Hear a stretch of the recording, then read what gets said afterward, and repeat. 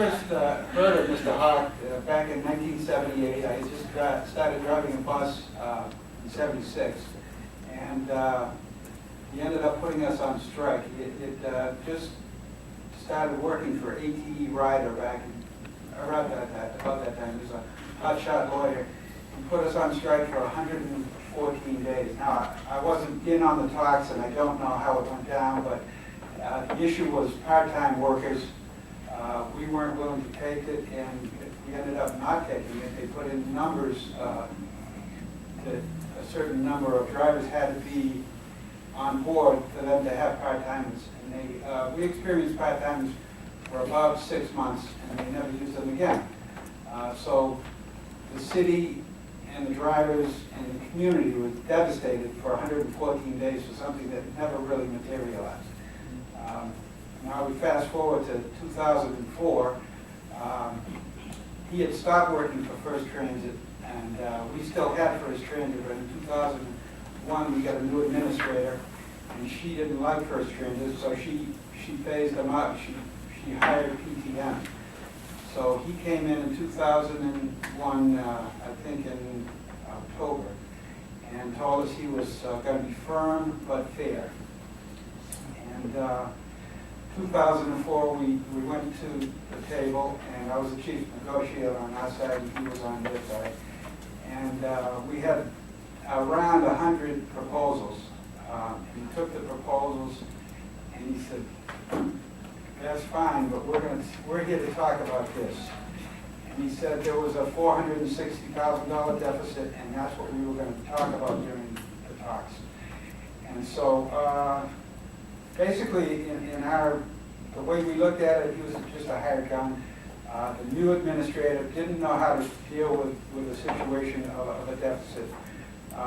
Up to that time, and I had been the business agent at the time, up to, it was about 12 years at that point.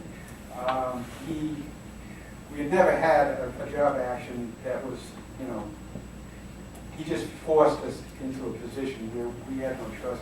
I called in the international vice president, Richard Murphy, because prior to that we never had to have assistance, but I didn't know what to do. We had a federal mediator, we had other people getting involved, we had politicians, we had the advisory board, we had all kinds of people that just pushed us and pushed us. We had to go out on strike.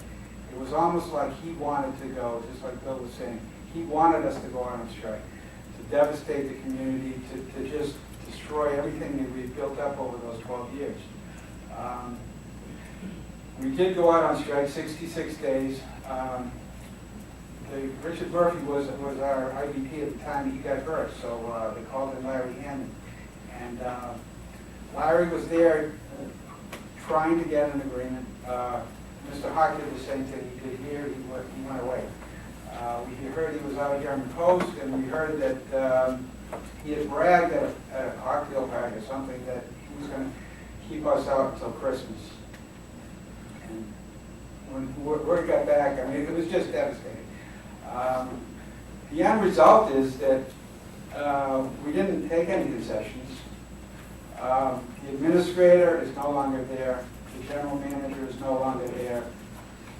Tom Hawk is no longer there. The union's still there. And the union is there representing, as Bill had said, the members.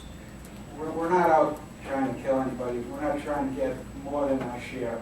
We're trying to get a decent day's pay for a decent day's work. And that's what we're there now. We're working. We had the last two contracts we worked without any outside influence.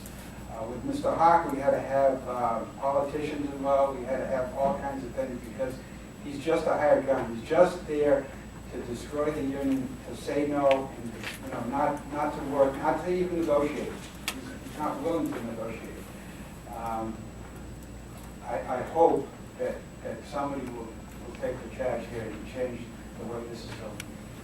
That's all I have to say.